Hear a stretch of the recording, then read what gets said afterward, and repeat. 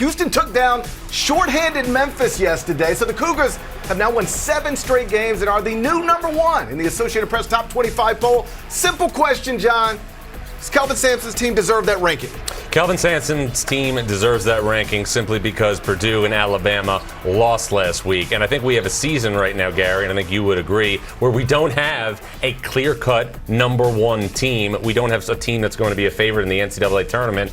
But I got to tell you something, and I'm not just placating to my host right now. I was more impressed by the Memphis Tigers on Sunday going to the Fertitta Center and taking Houston to the wire without Kendrick Davis. Memphis, to me, is the type of 8 or 9 seed that no 1 seed would want to see in the NCAA tournament. Purdue rolled over Ohio State yesterday. Now the Boilermakers, they had lost 3 of 4, but they kind of looked back to normal against the Buckeyes, didn't they? They did. Playing a sub-500 team, though, at Mackey Arena is always the get-well pill, in my opinion. I do think we want to point this out, too, and I think it's really important for the context right now. Because of the landscape, which we just talked about, of college basketball, and because Purdue has the most dominant force that maybe you and I have ever covered in college basketball in Zach Edey, anything less than a Final Four berth and playing on April 1st in Houston will be a disappointment to Purdue's fan base, its coaching staff, and everybody associated with that program. Think about the luck this team and this program has had over the last 5 years in the NCAA tournament. 2018, you have a Final Four caliber team. Isaac Haas injures his elbow in the NCAA tournament. 2019, you have the Elite Eight game against Virginia in hand, and Virginia rallies and wins in overtime. And then last year, a team that had Edey, Travion Williams, and Jaden Ivey loses to St. Peter's in the Sweet 16. It's Final Four bust for Purdue, and here's the ironic part. If Purdue is the number 1 seed in the South, it will play Sweet 16 and Elite 8 games at the KFC Yum Center, which is the same site as that Virginia Elite 8 matchup 4 years ago. This is only February. Purdue obviously trying to get back to the Final Four for the first time since 1980. Kansas notched a double-digit win over Baylor. The Jayhawks, they started slow but dominated the second half. At one point, they were down 17, won the game by 16, and now they are tied with Texas atop the Big 12 standings, heading into a massive game tonight at TCU. Yeah, again, a lot of people had a Super Bowl party 8 days ago. I want to have a Kansas TCU party, but nobody's answering the mass text chain right now. Anyway,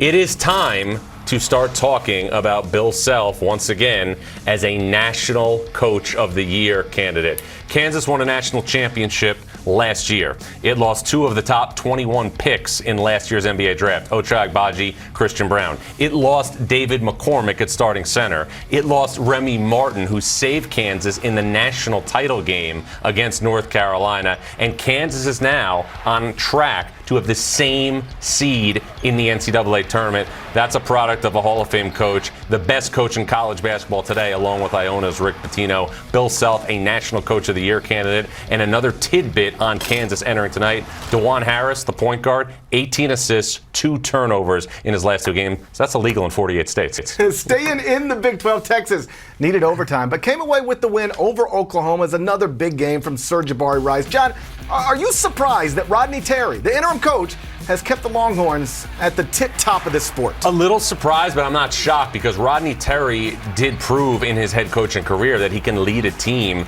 to successful heights. Remember, Fresno State, led by Rodney Terry, once went to the NCAA tournament again and beat San Diego State in the Mountain West Conference tournament title game. The thing with Texas is this. The Longhorns have arguably the best bench in college basketball. Sir Jabari Rice is a major part of that. They also have Brock Cunningham off the bench and Christian Bishop off the bench. When you have that type of firepower in reserve, it gives you an opportunity to obviously beat anybody in the country. That's why Texas in position, I can't believe I'm saying this, to win a Big 12 regular season title. Tied with Kansas right now. In the SEC, Kentucky pulled an upset over Tennessee. Regular season sweep of the Vols. Big win for UK, which has been sitting on the bubble for a while now. Are you buying John Calipari's Wildcats, or do you remain skeptical of what has been an up-and-down team? I'm buying them as a tournament team, and I'm buying them as a team that will be seated in the middle of the bracket. And think about this for a second. If Kentucky can make the NCAA tournament in the middle of the bracket, meaning they're an 8-9 seed.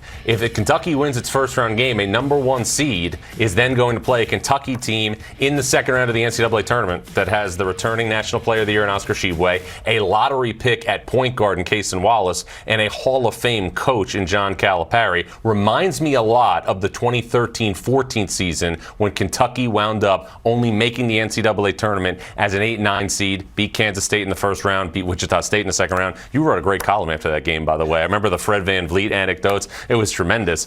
It reminds me of that type of season, and I think we're seeing some things emerge right now with Kentucky. Because of the injuries to Severe Wheeler and C.J. Frederick, the role allocation for Kentucky has been sensational, really, the last couple of games. It's allowed Cason Wallace to become more confident at the point guard spot, and Chris Livingston, again, in the last week, really started to blossom, reminding me of another Alex Poitras. And when on the other side of that, Kentucky thing is a Tennessee team that's got some big wins, obviously, but a lot of questionable losses, which is going to hurt them from a seeding perspective on Selection Sunday. Who is going to be the person with conviction on Selection Sunday that picks Tennessee to go to the Final Four?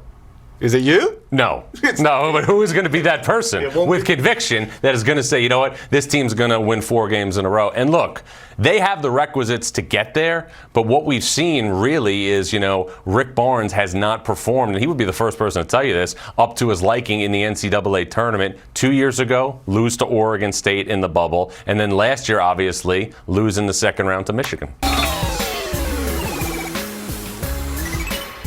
So over the weekend, the NCAA Tournament Selection Committee released what it believed would be the top 16 teams in the men's bracket as of Saturday morning. Now, all of those teams, they're tournament bound. So rather than spend time on them, we're going to focus on some of the schools sitting on the bubble, starting with North Carolina. The Tar Heels were, as you know, the preseason #1, but they've lost 5 of their past 6 games, including yesterday's showdown at NC State. UNC is now 0-8 in Quadrant 1 opportunities, which is obviously awful. John, we watched North Carolina turn it around last season, go all the way to the title game. Are you confident this team can turn it around again and do enough to make the 2023 NCAA tournament? No, because they don't have a shot maker like Brady Manick. And another thing, Gary, that I find really, really alarming, Caleb Love has taken 122 more shots this season than Armando Bacot. That is unbelievable when you think about that. Bacot leads them in scoring and rebounding. You see right there the final 4 games of the regular season for North Carolina. Tar Heels got to get at least 3 to have a chance to earn an at-large bid to the NCAA tournament, and they'd also have to do work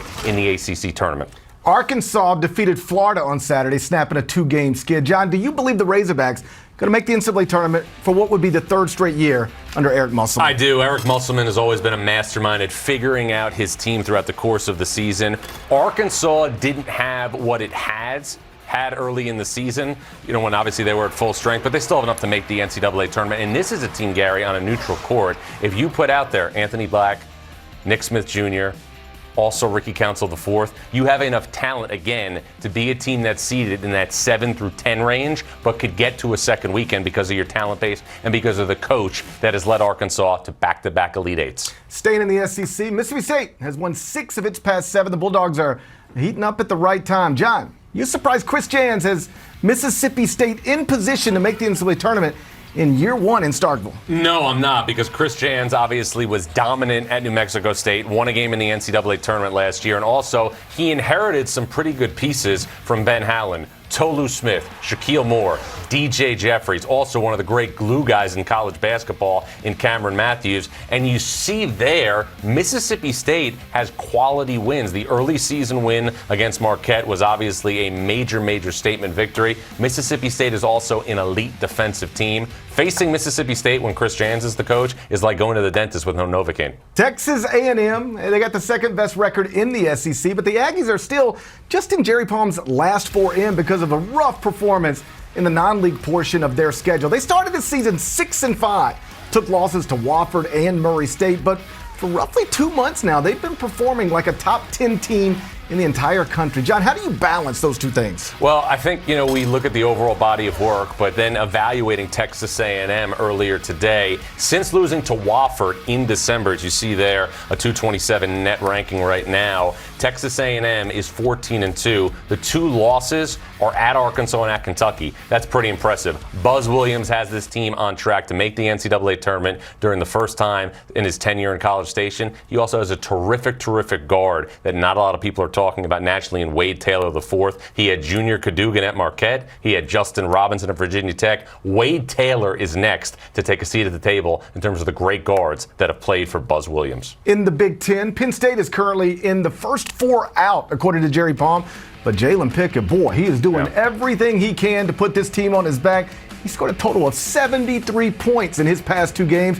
Can he get Penn State to the NCAA tournament for the first time since 2011? He can, but it's an uphill climb. I do think if Penn State could get to the NCAA tournament, they would be a difficult matchup because of the style that they play with shooters surrounding Jalen Pickett. But Penn State definitely has work to do here down the stretch. And Penn State also has to play Northwestern, obviously, on their schedule. And you know as well as I do that Chris Collins right now last week was clearly separating himself as the Big Ten Coach of the Year. Right now, I think you can make the case that Chris Collins is trending towards being a National Coach of the Year candidate after wins over Indiana and Iowa. Matt Painter would like a word for that Big Ten Coach of the Year award. Matt Painter does yeoman's work. He has become the next Bo Ryan in the Big Ten. But if you're really looking at things right now and you think about the fact that Matt Painter has the National Player of the Year in Zach Edey, and then you look at Northwestern, a team that had a losing record last year and lost 1 starter in Pete Nance to North Carolina, and another primary big to Duke in Ryan Young. And now you're seeing a team in Northwestern that is on track to have a higher seed in the NCAA tournament than it had in 2017 when it went to the NCAA tournament for the first time in program history. Chris Collins is not just the Big Ten Coach of the Year, he is a National Coach of the Year candidate. Thank you for watching. Please like and subscribe, and don't forget to hit the bell for more videos.